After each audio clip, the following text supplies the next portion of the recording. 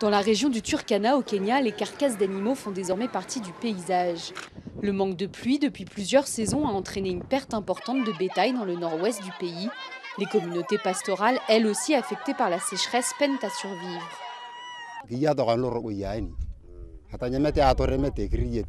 Nous mangeons les carcasses de chèvres, rien d'autre. D'habitude, nous mangeons des fruits sauvages et notre bétail.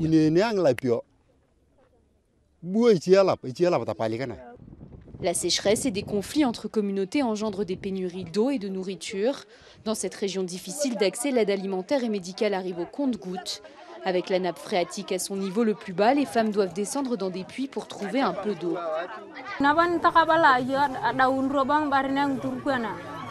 Tout le bétail est mort et maintenant nous survivons avec de l'eau. Mais cette eau est sale. Dès que nous la buvons, nous avons la diarrhée.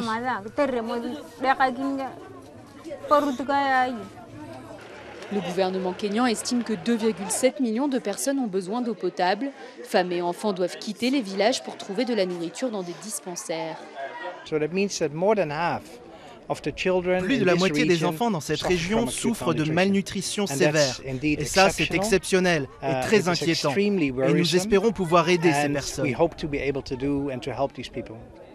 Le Turkana a longtemps été la région oubliée du Kenya, marginalisée par la puissance coloniale britannique puis par les différents gouvernements du pays.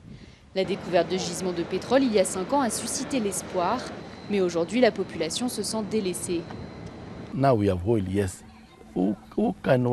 avons du pétrole, oui, mais qui va le transformer en argent? C'est le gouvernement national qui peut construire un pipeline et trouver des investisseurs. Avec l'élection présidentielle prévue dans quelques mois, la population du Turkana espère être entendue. Mais son cas est loin d'être isolé. Sur les 47 comtés du Kenya, la moitié sont affectés par la sécheresse.